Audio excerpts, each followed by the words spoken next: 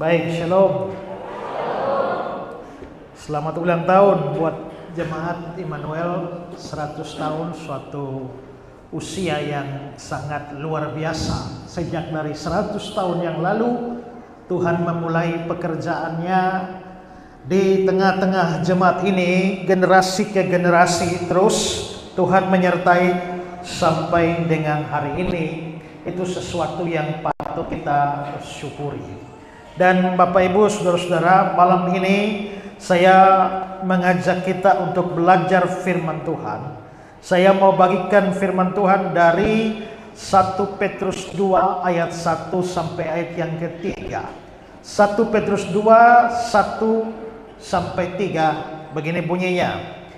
Karena itu buanglah segala kejahatan, segala tipu muslihat, segala macam kemunafikan, kedengkian dan fitnah, dan jadilah sama seperti bayi yang baru lahir, yang selalu ingin akan air susu yang murni dan yang rohani, supaya olehnya kamu bertumbuh dan beroleh keselamatan, jika kamu benar-benar telah mengecap kebaikan Tuhan. Saudara-saudara, sebagai gereja Tuhan atau sebagai orang Kristen, kita harus memiliki pertumbuhan di dalam Kristus. Kita harus mengalami pertumbuhan, dan bukan hanya pertumbuhan tetapi harus berbuah. Dan saudara-saudara, Alkitab memang mengajarkan bahwa jadi orang Kristen, jadi gereja tidak boleh statis, tidak boleh jalan di tempat. Kalau sampai gereja jalan di tempat, itu sama dengan kemunduran, kata para ahli-ahli dalam perkembangan gereja. Karena itu gereja harus bertumbuh di dalam berbagai macam aspek rohani, itu harus bertumbuh. Dan Alkitab memberikan banyak perintah atau banyak nasihat supaya gereja atau orang Kristen bertumbuh. Misalnya dalam 2 Korintus 10 ayat 15 dia bilang, tetapi kami berharap bahwa apabila imanmu makin bertumbuh, imanmu makin bertumbuh, itu berarti orang Kristen imannya harus bertumbuh. Kalau sudah 100 tahun, maka iman harus bertumbuh. Kalau iman tidak bertumbuh, maka ada yang tidak beres dengan diri kita atau dengan gereja kita. Maka dikatakan imanmu makin bertumbuh, artinya dari hari ke hari harus terus bertumbuh. Lalu di dalam Kolose 1 ayat 10 dikatakan di sana, dan kamu memberi buah dalam segala pekerjaan yang baik dan bertumbuh dalam pengetahuan yang benar tentang Allah. Tadi dikatakan bertumbuh dalam iman, tapi sekarang bertumbuh dalam pengetahuan yang benar akan Allah. Maka orang Kristen itu harus pengetahuannya akan kebenaran Tuhan harus bertumbuh. Kalau sampai 100 tahun tapi pengetahuan akan kebenaran tidak bertambah, ada yang tidak beres dengan gereja kita. Ada yang tidak beres dengan kekristenan kita kalau pikiran kita atau pengetahuan tentang kebenaran tidak bertumbuh. Makanya Paulus berkata, bertumbuh dalam pengetahuan yang benar tentang Allah. Rasul Petrus juga berbicara hal yang sama. 2 Petrus 3 ayat 18. Tetapi bertumbuhlah dalam kasih karunia dan dalam pengenalan akan Tuhan Juru Selamat kita, Yesus Kristus. Bertumbuh di dalam kasih karunia, dalam pengenalan. Dan saya bisa memberikan lebih banyak ayat Alkitab yang menunjukkan orang Kristen harus bertumbuh, gereja Kristen harus bertumbuh, jemaat Immanuel harus bertumbuh. Dan saudara-saudara, ayat yang tadi saya baca dari surat Petrus juga ada konsep tentang bertumbuh di sana. Coba lihat kembali 1 Petrus 2 ayat 2. Jadilah sama seperti bayi yang lahir, yang selalu ingin air susu yang murni, yang rohani, supaya olehnya kamu bertumbuh. Supaya olehnya kamu bertumbuh. Nah saudara-saudara, satu hal yang perlu diperhatikan adalah pertumbuhan rohani itu beda dengan orang bertumbuh secara jasmani. Kalau secara jasmani, seorang anak, dia akan bertumbuh lalu menjadi balita. Habis balita, dia naik terus, dia menjadi kanak-kanak. Habis itu, dia bertumbuh lagi, dia menjadi remaja. Bertumbuh lagi, dia jadi pemuda. Dia bertumbuh lagi, dia menjadi dewasa. Setelah dewasa, bertumbuh lagi, itu menurun. Ya kan? Setelah itu dia menurun menjadi opa-opa, oma-oma, terus menurun sampai almarhumah. Maka secara jasmani ada satu titik usia di mana orang berhenti bertumbuh. Tapi secara rohani tidak ada satu usia apapun atau golongan apapun yang boleh berhenti bertumbuh. Tidak. Entah dia baru jadi orang Kristen, dia harus bertumbuh. Dia sudah 10 tahun jadi orang Kristen, harus bertumbuh. 50 tahun, 100 tahun jadi orang Kristen, harus terus bertumbuh. Tidak ada saat di mana seorang Kristen berhenti bertumbuh. Tidak ada senior yang merasa sudah terlalu senior jadi tidak bertumbuh. Saudara-saudara, tadi nasihat tentang olehnya kamu bertumbuh, itu surat Rasul Petrus kepada jemaat-jemaat di Asia Kecil. Dan saudara-saudara, seperti apa jemaat Asia Kecil itu? Coba lihat 1 Petrus 1, 22-23. Karena kamu telah menyucikan dirimu, berarti jemaatnya ini hidup suci, oleh ketaatan kepada kebenaran. Jemaatnya taat, sehingga kamu dapat mengamalkan kasih persaudaraan yang tulus ikhlas. Bagus hidupnya, kasihnya bagus. Hendaklah kamu bersungguh-sungguh saling mengasihi dengan segenap hatimu. Mereka saling mengasihi karena kamu telah dilahirkan kembali. Mereka sudah lahir baru, bukan dengan benih fana, tapi benih yang tidak fana oleh firman Allah yang hidup dan kekal. Saya tanya, jemaat yang terima surat Petrus ini hidupnya bagus tidak? Ya, bagus tidak? Bagus. Kenapa? Menyucikan diri, taat kepada kebenaran, mengamalkan kasih persaudaraan, saling mengasihi, sudah lahir baru. Ini jemaat yang bagus sekali. Tapi biarpun sudah bagus, tetap disuruh kamu harus bertumbuh. Maka tidak peduli kita itu baru mau naik atau sudah sangat lama, harus tetap bertumbuh. Karena itu jemaat Immanuel yang sudah 100 tahun ini tetap tidak ada saat di mana kita stop untuk bertumbuh. Harus terus bertumbuh. 100 tahun atau 200 tahun sampai 1000 tahun pun tetap harus bertumbuh. Tidak ada kondisi rohani di mana orang tidak memerlukan pertumbuhan lagi.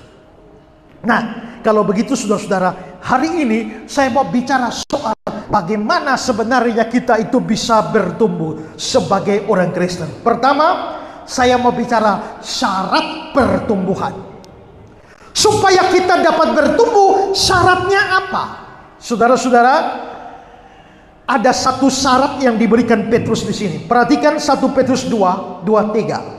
Olehnya kamu bertumbuh dan beroleh keselamatan jika kamu benar-benar telah mengecap kebaikan Tuhan. Kamu benar-benar telah mengecap kebaikan Tuhan. Kalau kamu benar-benar telah mengecap kebaikan Tuhan, itu baru bisa bikin kamu bertumbuh. Dan saudara-saudara, kebaikan Tuhan itu begitu banyak. Tuhan punya begitu banyak kebaikan. Saudara bayangkan, kita ini satu hari 1 menit kita tarik napas berapa kali? Ya, 1 jam kita tarik napas berapa kali? Dan selama kita hidup kita tarik napas, seandainya Tuhan minta bayar 1 kali tarik napas 1000, mau bayar berapa banyak? Coba saudara nanti kalau masuk ke IGD, tanya itu oksigen harga berapa 1 tabung. Seandainya Tuhan minta bayar, kita tidak mungkin bisa bayar. Itu kebaikan Tuhan.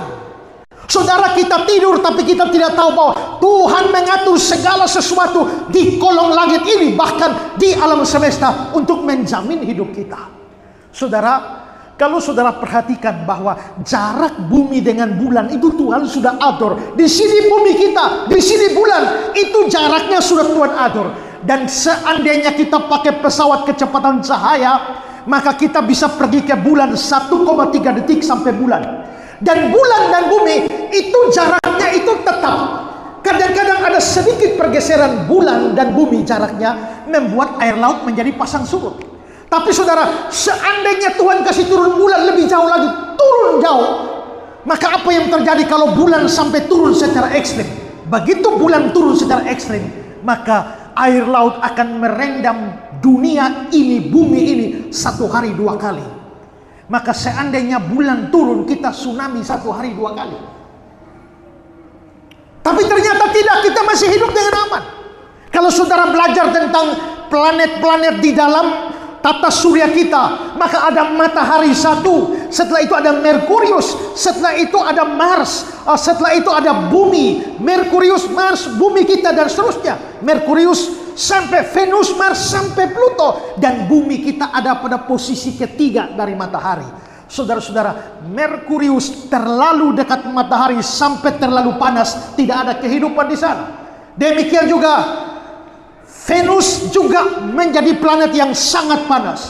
Tapi Mars setelah bumi itu terlalu jauh dari matahari sampai terlalu dingin, tidak ada kehidupan. Tapi bumi kita ini, dia tetap di urutan ketiga, dan itu menjamin ada panas yang cukup, tidak terlalu panas, ada dingin yang cukup, tidak terlalu dingin, makanya kita bisa hidup. Seandainya tiba-tiba bumi kita berputar-putar, dia naik jadi nomor 1, kita semua hangus tiba-tiba. Tapi ternyata kita masih hidup dengan baik. Aman bukan? Aman. Tuhan atur semua demikian. Maka ada banyak kita yang tanpa sadar menikmati kebaikan Tuhan.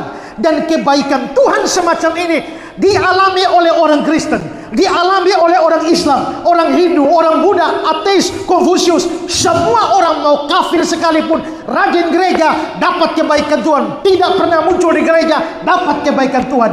Ini kebaikan Tuhan yang umum. Makanya Tuhan Yesus bilang dalam Matius 5 ayat 45, Bapamu yang di sorga menerbitkan matahari bagi orang jahat dan orang baik, menurunkan hujan bagi orang benar dan orang tidak benar. Pernahkah Tuhan kasih turun hujan hanya untuk orang Kristen? Apakah Tuhan kasih matahari hanya untuk yang rajin kebaktian? Saudara rajin kebaktian dapat matahari. Saudara hanya tunggu datang waktu Natal saja juga dapat matahari. Artinya ada kebaikan Tuhan yang bersifat umum, yang dinikmati oleh semua manusia. Tidak peduli dia orang percaya atau bukan orang percaya.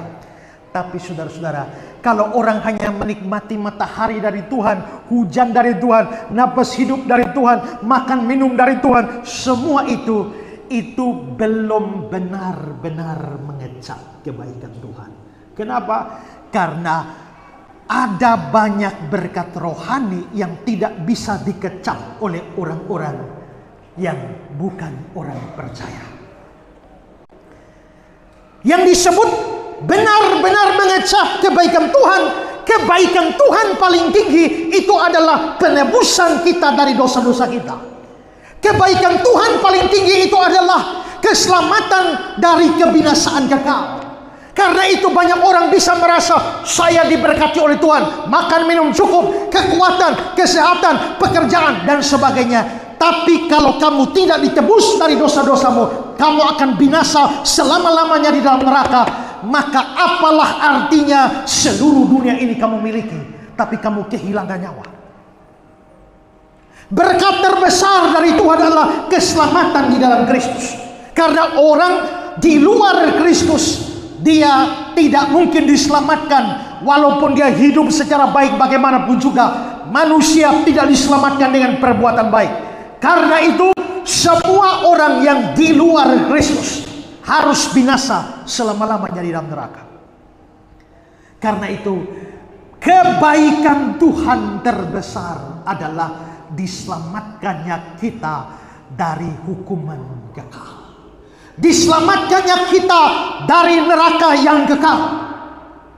Saya selalu bertanya, seandainya saudara dipilih suruh memilih, saudara pilih mana? Pertama, sakit sekali tapi cepat. Yang kedua, tidak terlalu sakit tapi lama. Pilih mana? Sakit sekali tapi cepat selesai. Yang kedua, tidak terlalu sakit tapi lama sekali. Pilih mana? Pilih yang pertama ya. Tapi neraka itu sakitnya luar biasa sakit, dan bukan hanya lama tapi selama-lamanya. Orang kalau sakit itu kalau ada istirahat sedikit lumayan. Saya pernah jatuh motor, lalu keseleo, lalu panggil tukang urut. Saya sudah peringatkan, tante, kalau urut dan saya bilang stop, stop. Dan saya taruh kaki saya dan dia mulai ini, saya bilang stop, stop, stop. Dan ini tante tidak stop, dia terus, saya sudah terus stop, stop, dia terus, saya tempeleng dia. Saya bilang, kalau saya bilang stop, stop. Lanjut. Artinya sesakit apapun kalau ada sedikit break itu lumayan. Ibu-ibu yang melahirkan, waktu melahirkan yang secara normal itu kan ada break dari sakit mereka. Tahan bernafas, ya kan? Ada break. Tapi bagaimana kalau sakit tanpa break, tanpa istirahat? Dan itulah di neraka. Makanya kenapa kalau orang masuk surga kita bilang rest in peace, break. Istirahatlah, di surga banyak istirahat.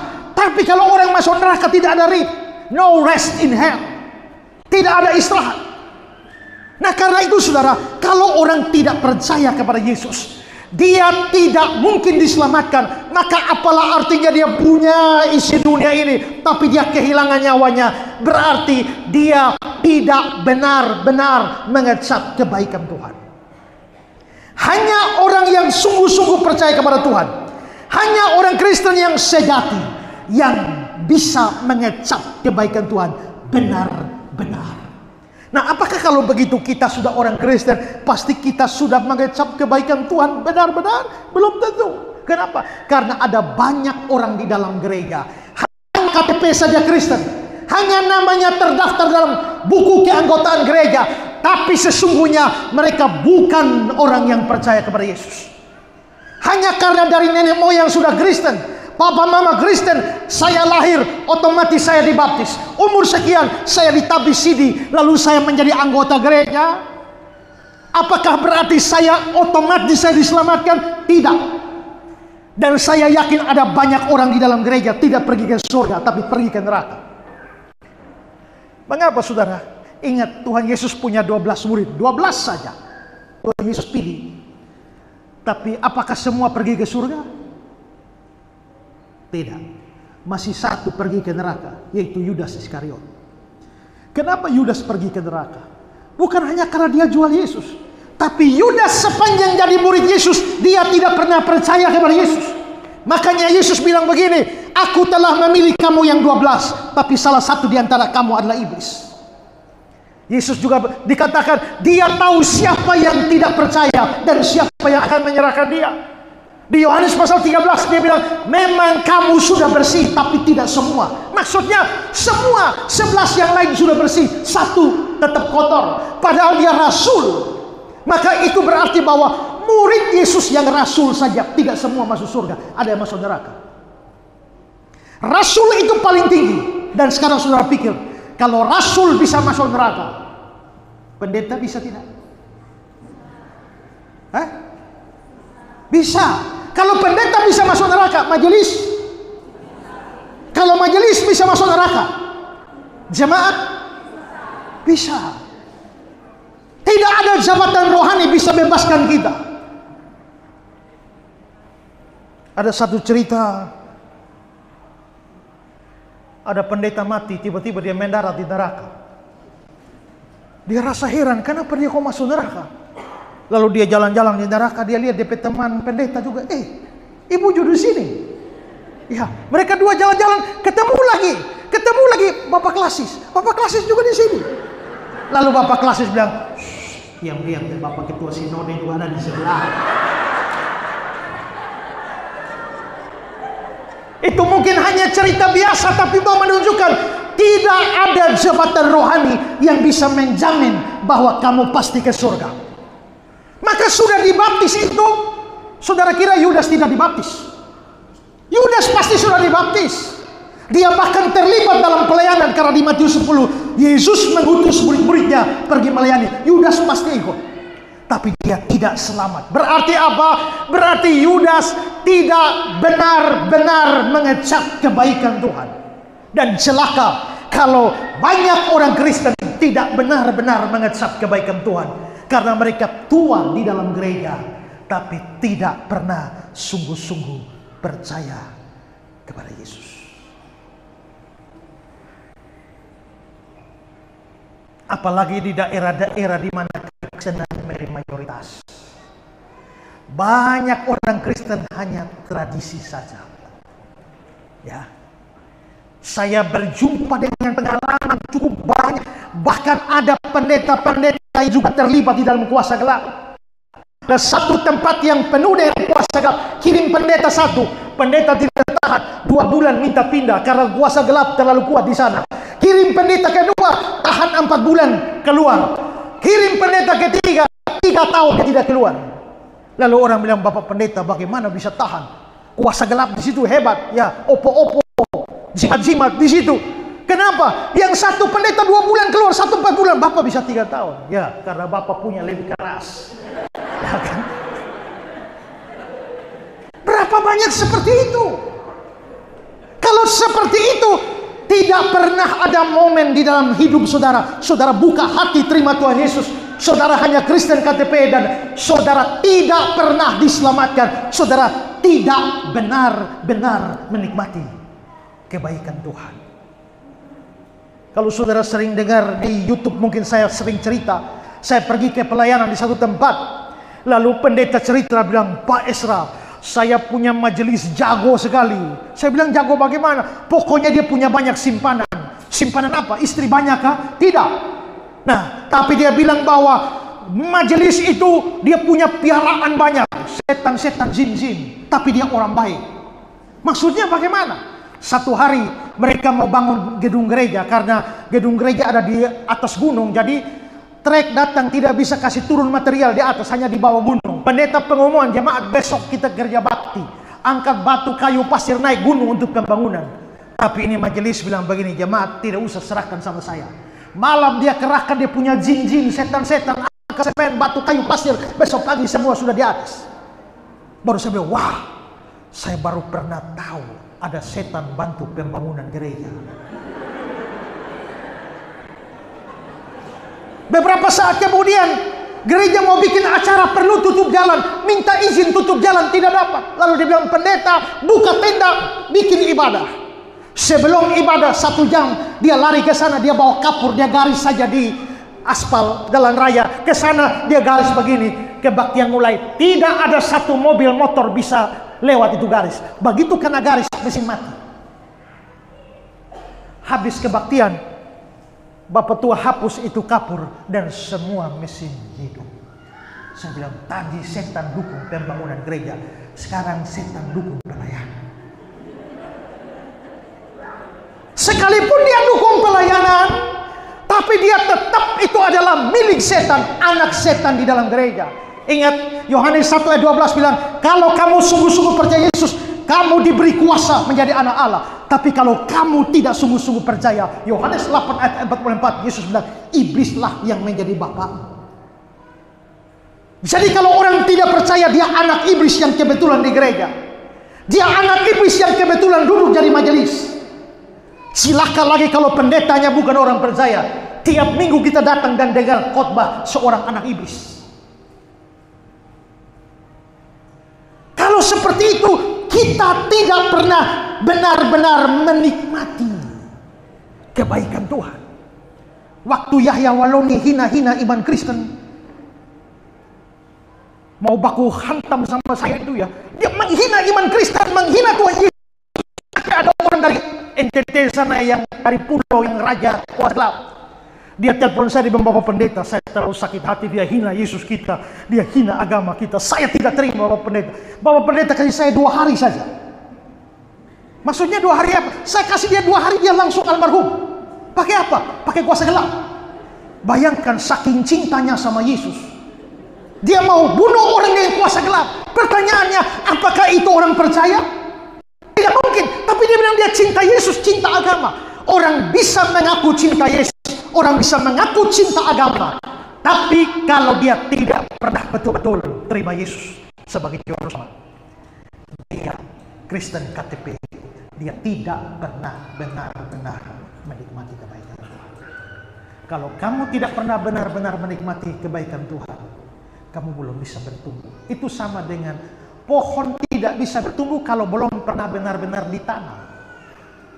Bayi tidak pernah bisa bertumbuh kalau belum benar-benar dilahirkan. Itu sama dengan kamu belum Kristen sungguh-sungguh lalu mau bertumbuh macam apa? Tidak ada pertumbuhan bagi orang Kristen yang hanya KTP saja Kristen. Karena itu jangan puas hanya karena kita sudah 100 tahun otomatis semua pasti masuk surga. Tidak. Kalau kita tidak sungguh-sungguh percaya, banyak kita akan masuk neraka, menyusul Yudas. Karena itu syarat pertama, syarat supaya kita bisa bertumbuh, pertama adalah kita benar-benar mengecap kebaikan Tuhan. Artinya kita sungguh-sungguh jadi orang percaya. Sekarang yang kedua, bagaimana caranya supaya bertumbuh? Ada beberapa cara yang diberikan di sini. Pertama, kita harus berusaha membuang dosa-dosa kita. Lihat ayat 1. Karena itu buanglah segala kejahatan, segala tipu muslihat, segala macam kemunafikan, kedengkian dan fitnah. Ini hanya contoh dari dosa-dosa. Kejahatan, tipu muslihat, kemunafikan, kedengkian, fitnah, itu adalah contoh dari dosa. Dan Petrus bilang, buanglah. Karena apa? Karena kalau kita tidak membuang dosa kita, jangan mimpi bisa mengalami pertumbuhan secara rohani. Tidak bisa. Orang Kristen sejati atau orang Kristen yang sudah lahir baru harus terus berjuang untuk membuang dosa. Kenapa? Karena biarpun kita itu sudah benar-benar percaya, tapi seringkali kita jatuh di dalam dosa atau bahkan hidup di dalam dosa. Siapa meragukan bahwa Nuh adalah orang benar? Di Kejadian 6 dikatakan Nuh orang yang hidup berbeda dengan orang-orang sejamannya. Tapi apa yang terjadi dengan Nuh? Pada akhirnya dia mabuk, bukan?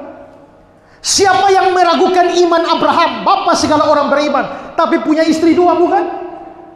Siapa bisa meragukan imannya Raja Daud, tapi berzina dengan Batsyeba, bahkan membunuh Uria, bukan? Dan deretan begitu banyak. Siapa meragukan iman Petrus, tapi pernah menyangkal Yesus, bukan?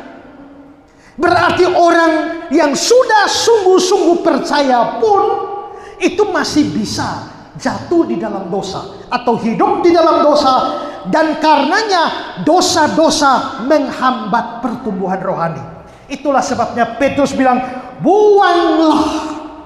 Saudara-saudara, dari bahasa aslinya, bahasa Yunani, kata buang itu digambarkan seperti pakaian yang begitu kotor, pakaian yang banyak kutunya, pakaian yang banyak nodanya, yang harus dibuang dengan penuh rasa jijik terhadap pakaian itu dan tidak mau ambil pakaian itu kembali.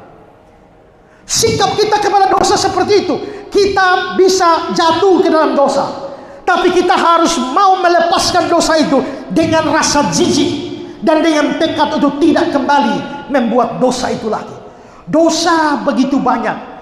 Karena itu Petrus membuat tekanan dengan 3 kali triple segala di ayat 1. Karena itu buanglah segala kejahatan, segala tipu muslihat, segala macam, segala. Artinya apa? Jangan hanya puas kita buang satu dosa, tapi dosa lain tetap kita rangkul. Kita buang dosa ini, tapi kita rangkul dosa ini. Buang dosa ini, tapi rangkul dosa yang lain. Itu tidak ada manfaatnya.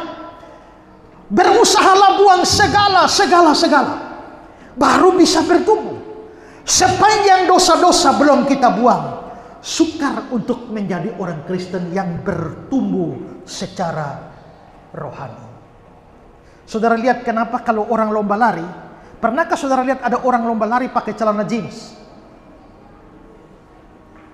kecuali lari di kampung pas 17 Agustus. Tapi kalau lomba lari secara sungguh-sungguh, apakah ada yang pakai jeans?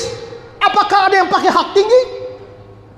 Apakah ada yang sambil lomba lari pikul karung? Tidak ada kan? Semua lari, semua yang lomba lari pakai pakaian seminim mungkin, celana yang minim, baju yang minim, supaya pergerakannya tidak terganggu.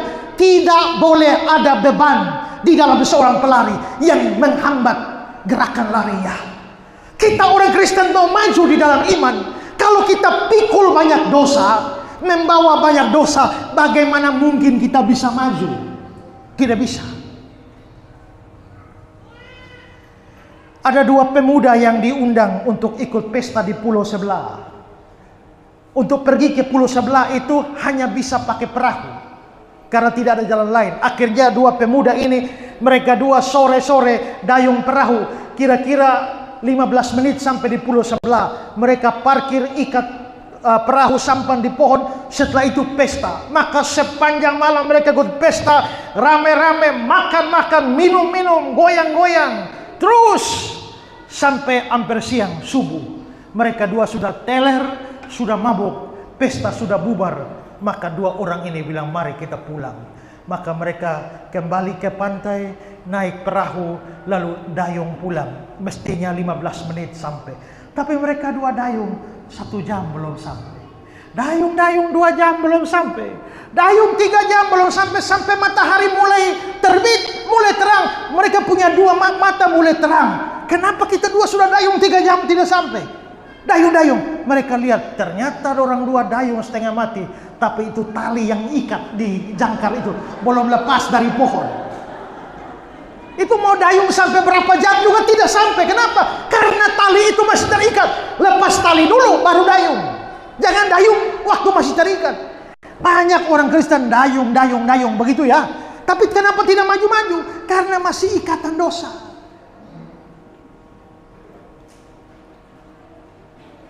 Banyak orang Kristen rajin melayani, tapi berdosa juga nomor 1.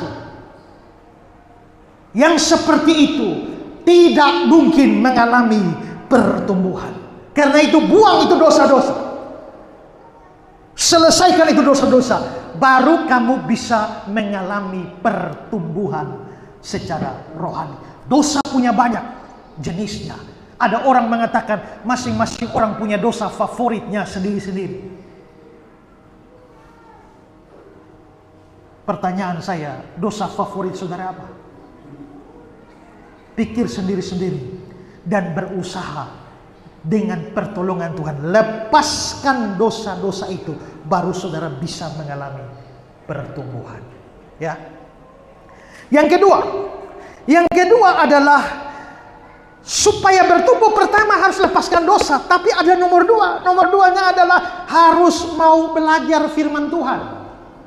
Coba lihat ayat 2. Dan jadilah sama seperti bayi yang baru lahir, yang selalu ingin akan air susu yang murni dan yang rohani, supaya olehnya kamu bertumbuh dan beroleh keselamatan. Tekanan saya adalah selalu ingin akan air susu yang murni dan rohani.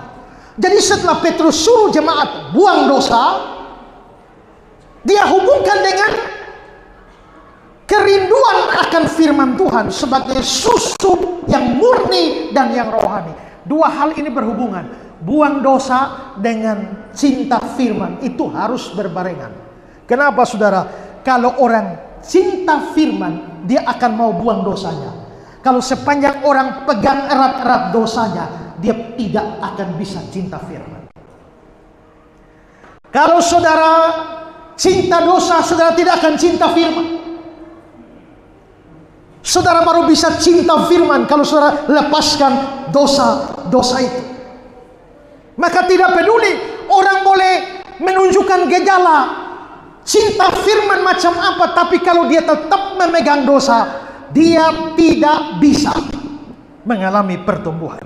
Nah, sekarang saya mau jelaskan lebih detail beberapa frase di sana. Pertama adalah air susu yang murni dan rohani. Ayat 2 itu ya.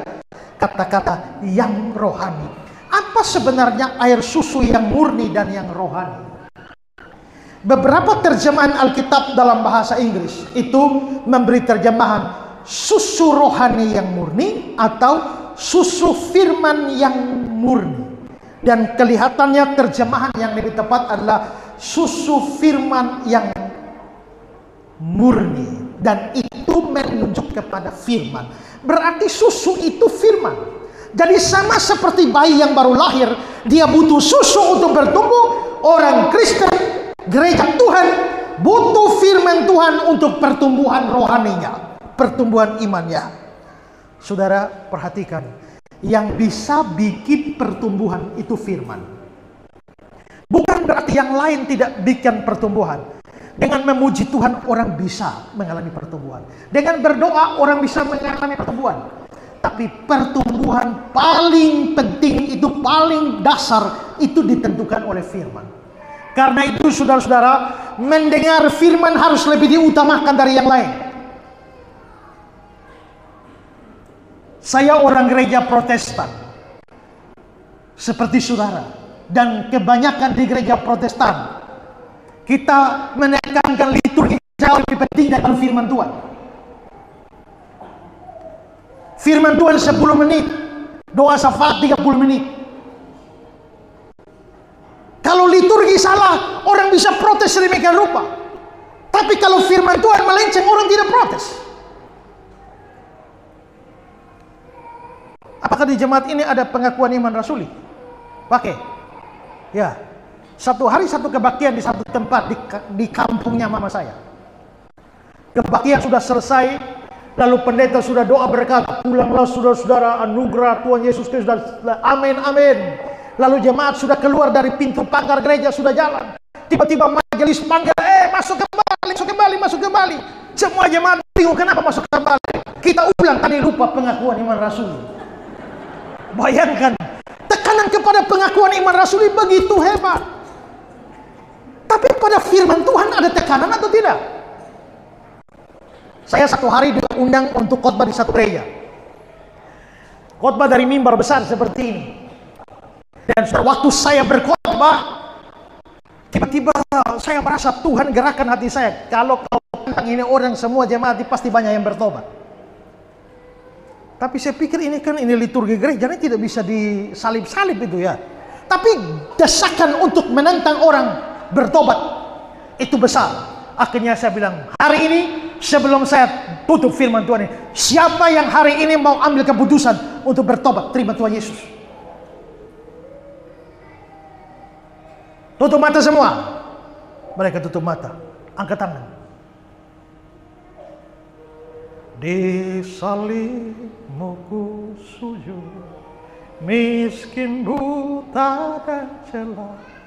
Yesus kau harapanku, agar aku selamatlah. Waktu nyanyi itu saya dengar ada yang menangis di sana, ada yang menangis di sana, ada yang menangis. Saya turun dari ini mimbar besar, datang yang sudah angkat tangan maju di sini. Maju di sini, saya berdoa kasih mereka, tuntun mereka sampai bertobat terima Yesus. Setelah itu kembali ke tempat, saya naik kembali di mimbar dan kita lanjut kembali liturgi.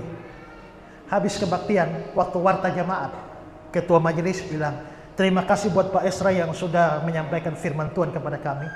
Tapi peringatan buat Pak Esra, ini pertama kali dan terakhir kali merubah liturgi gereja kami. Dan memang itu terakhir kali saya khotbah di situ. Tidakkah dia bersuka cita karena firman Tuhan banyak orang bertobat daripada sekedar liturgi yang dibuat oleh manusia? Kita seringkali menekankan sesuatu yang kurang penting menjadi lebih penting, sedangkan yang lebih penting kita abaikan. Firman Tuhan, saudara lihat di gereja-gereja tidak sembarang. Gereja-gereja Protestan, kenapa taruh mimbar tidak di pojok sana, tapi di tengah? Supaya dari sini mimbar ini firman Tuhan diberitakan. Maksudnya firman Tuhan jadi sentral di dalam ibadah. Maka dengar firman Tuhan yang sungguh-sungguh. Jangan baru 10 menit pantat sudah panas, mulut pahit, keluar isap rokok di luar. Itu tidak menghormati firman Tuhan. Dan seperti itu tidak bisa mengalami pertumbuhan. Karena itulah saudara-saudara dikatakan praise and worship, puji-pujian, lagu-lagu semua ya. Tapi firman Tuhan harus lebih utama di dalam setiap ibadah kita.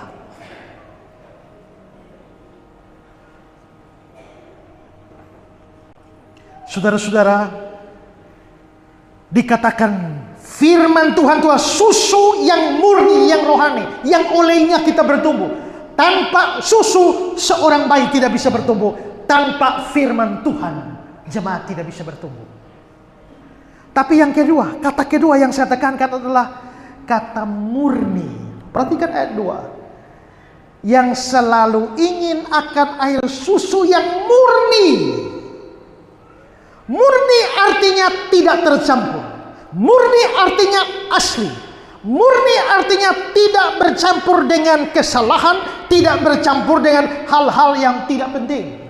Saudara, bayi supaya bertumbuh itu dikasih air susu murni. Tapi kalau air susu campur dengan air satu ember, itu masih susu. Kalau mau disebut susu, sudah tidak murni. Kalau dikasih bayi kasih susu, campur dengan air comberan satu bokor, itu namanya tidak lagi menjadi susu yang murni. Yang menyebabkan jemaat bertumbuh atau orang Kristen bertumbuh, itu memang susu firman Tuhan, tapi harus murni. Maka sekarang ada banyak orang yang menyampaikan firman Tuhan di TikTok, di Instagram, di YouTube. Tapi yang mereka sampaikan kelihatannya bagus, tapi sebenarnya mereka mencampurkan dengan segala macam filsafat dunia, motivasi-motivasi dunia yang tidak berdasarkan firman Tuhan. Ada lagi tren sekarang, kalau mau jadi terkenal, pendeta harus bisa bikin lelucon. Dan kalau perlu orang dengar khotbah 1 jam dari pertama sampai terakhir ketawa. Saya tidak anti ketawa, tapi kalau ketawanya 97%, lalu firman yang dibahas cuma 3%, itu susu tidak murni lagi. Nanti jemaat pulang, dia lupa itu ayat semua, tapi dia ingat itu lucu. Atau juga orang baca firman tidak bahas firman Tuhan, lebih banyak cerita. Itu juga tidak murni. Sekali lagi tidak anti cerita, tapi kalau cerita mendominasi pemberitaan firman Tuhan, maka itu menjadi susu yang tidak murni. Teman saya bercerita, dia hadir di satu gereja, ada pendeta khotbah, begitu dia khotbah, oh haleluya, dia cerita tentang anak pertamanya kuliah di Amerika, cerita segala macam tentang prestasi anaknya. Anak saya pertama di Amerika, anak kedua saya di Kanada. Dia cerita tentang banyak panjang lebar tentang anaknya di Kanada. Ketiga anak saya ketiga ada di Taiwan, cerita panjang lebar di anaknya di Taiwan. Tiba-tiba amin.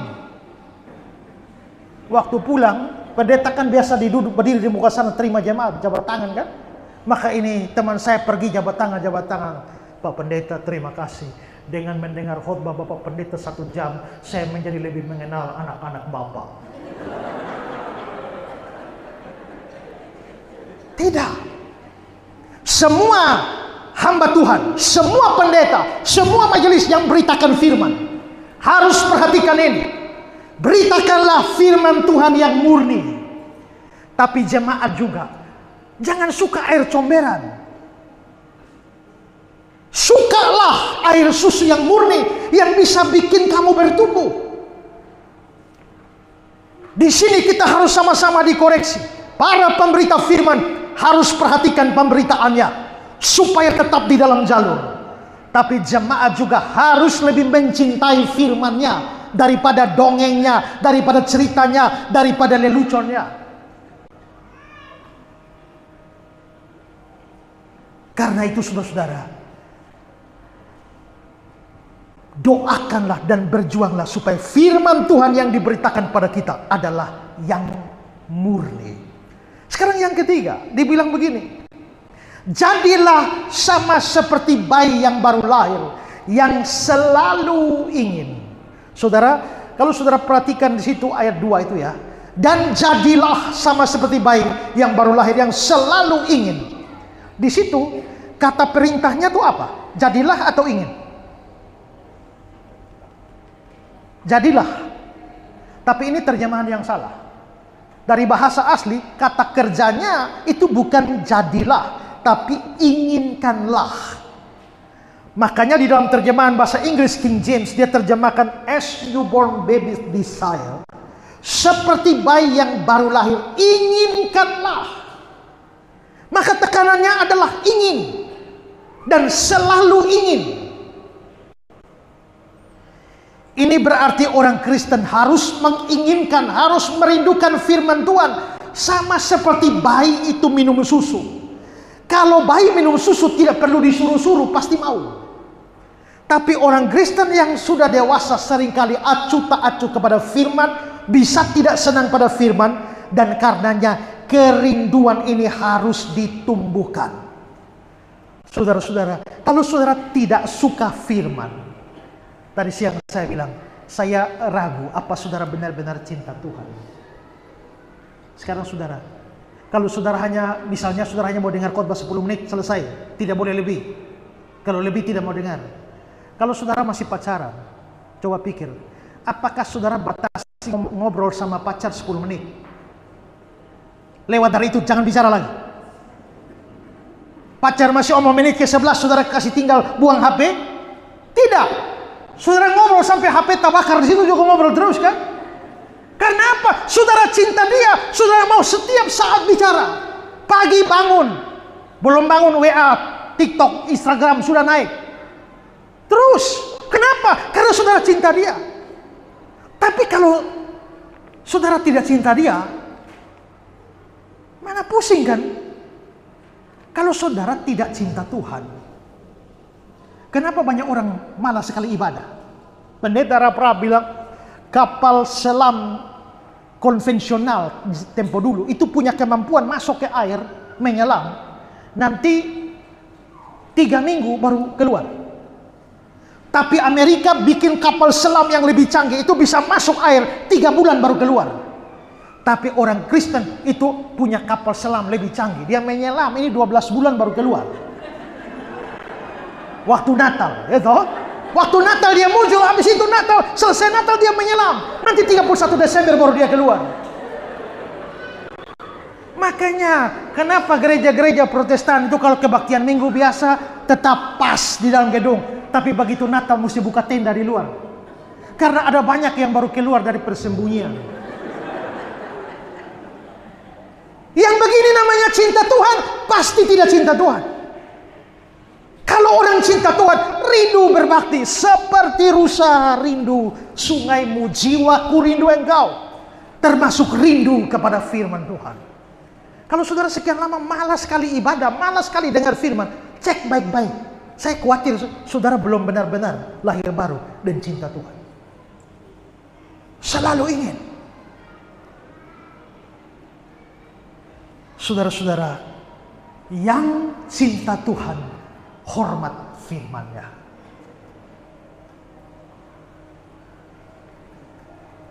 Saya pernah khotbah di gereja saya sendiri. Habis ibadah, saya lihat satu jemaat kasih naik di Facebook. Ada 33 foto selfie. Dan saya lihat jam uploadnya, persis saya masih berkhotbah. Ini orang kenapa waktu dengar firman Tuhan sibuk dengan urusan Facebook dia, TikTok dia, Instagram dia. Hormati firman Tuhan pada saat firman Tuhan diberitakan. Rindulah dan hormatilah. Kalau saudara rindu firman, kita rindu yang lain-lain belum tentu dipuaskan. Tapi khusus rindu firman, tak mungkin Tuhan abaikan. Makanya Matius 5 ayat 6, berbahagialah orang yang lapar dan haus akan kebenaran, karena mereka akan dipuaskan. Terakhir, yang keempat, supaya olehnya kamu bertumbuh. Kalimat terakhir dari ayat 2, supaya olehnya kamu bertumbuh.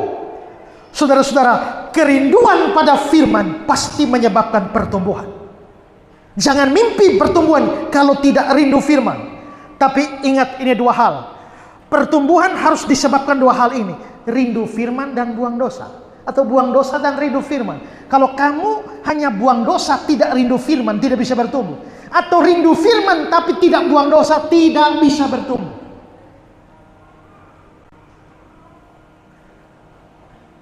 Saya pernah cerita ada pemuda yang baca Alkitab rajin, hafal Alkitab rajin, banyak ayat dia hafal, tapi dia pemabuk dari tahun 70 tidak berhenti-berhenti. Tapi hafal ayat kuat. Satu malam minggu dia mabuk sampai jatuh di muka pintu gereja. Pendeta datang, lihat, hei pemabuk, kau bikin apa di sini?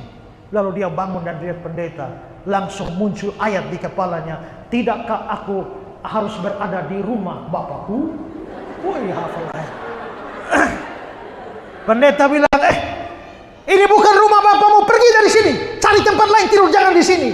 Lalu dia menghadap pendeta, serigala punya liang, burung punya sarang, anak manusia punya tempat meletakkan kepala. Hafal ayat lagi.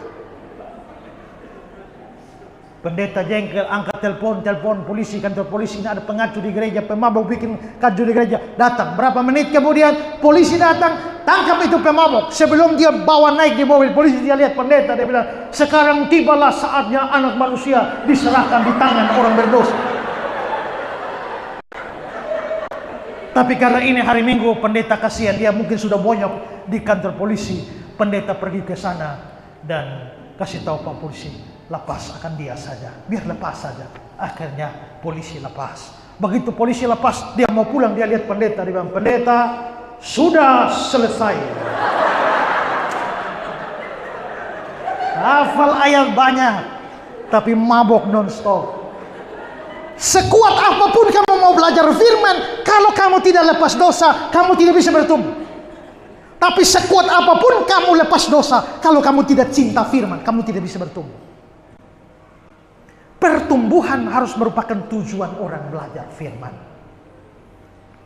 Datang gereja dan belajar firman, itu tujuannya bertumbuh. Bukan hanya untuk menyenangkan pendeta, menyenangkan majelis. Ada banyak orang belajar firman, tapi bukan untuk bertumbuh, motif lain. Coba orang di sekolah Alkitab, dia belajar. Dia di sekolah teologi, dia belajar firman. Bukan supaya bertumbuh. Banyak tidak karena bertumbuh, tapi supaya nilai bagus. Coba sudah tanya itu Islam itu, banyak yang baca Alkitab tiap hari. Ya, itu mualaf-mualaf itu banyak yang baca Alkitab tiap hari. Untuk apa? Untuk bertumbuh? Tidak. Mereka hanya baca Alkitab hanya supaya cari kesalahan. Mereka baca Alkitab supaya bisa serang orang Kristen. Mereka baca Alkitab supaya bisa persalahkan iman kita. Mereka bukan baca Alkitab untuk bertumbuh. Makanya teman saya bilang, waktu saya dengan teman saya debat melawan Islam, lalu teman saya bilang, bapak-bapak rajin sekali baca Alkitab sama seperti kami. Tapi bedanya apa? Bapak-bapak baca Alkitab hanya untuk cari kesalahan. Itulah sebabnya Tuhan memberikan kesalahan saja yang bapak-bapak temukan. Tapi kami belajar firman untuk menemukan kebenaran dan bertumbuh. Makanya Tuhan bukakan kebenaran bagi kami. Belajar firman Tuhan itu adalah cara dan motivasinya harus untuk bertumbuh. Mungkin kita tidak hafal semua ayat. Kita tidak hafal lagi firman Tuhan yang pernah kita bisa dengarkan, tapi tetap ada manfaat. Ada orang pernah berkata, Pak Pendeta, apakah bermanfaat saya belajar firman? Karena saya sudah tidak ingat lagi firman dari tahun 1990. Lupa sudah saya. Firman Tuhan tahun lalu pendeta khotbah apa saya lupa. Jangankan itu, minggu lalu pendeta khotbah apa saya lupa. Jadi rasanya belajar firman juga tidak ada manfaat karena saya lupa. Lalu saya bilang, kalau begitu saya tanya, 12 April tahun 2021 makan siang, kau makan menu apa? Masih ingat? 13 Juni tahun 1990 menu malam, makan malam apa? Masih ingat? Tak usah lagi, 3 minggu lalu makan pagi, menunya apa? Masih ingat? Tidak. Karena tidak ingat, jadi untuk apa makan? Tidak usah makan saja. Begitu? Tidak. Kamu memang tidak ingat itu menu apa yang kau makan tanggal sekian, tanggal sekian, tanggal sekian. Tapi waktu kamu masih hidup sampai sekarang, itu bukti bahwa makanan yang kamu makan itu bermanfaat. Kamu mungkin tidak ingat semua khotbah yang pernah kamu dengar, semua ayat yang pernah kamu baca. Tapi kalau kamu masih bisa bertumbuh secara rohani sampai hari ini, itu karena firman Tuhan yang kamu dengar.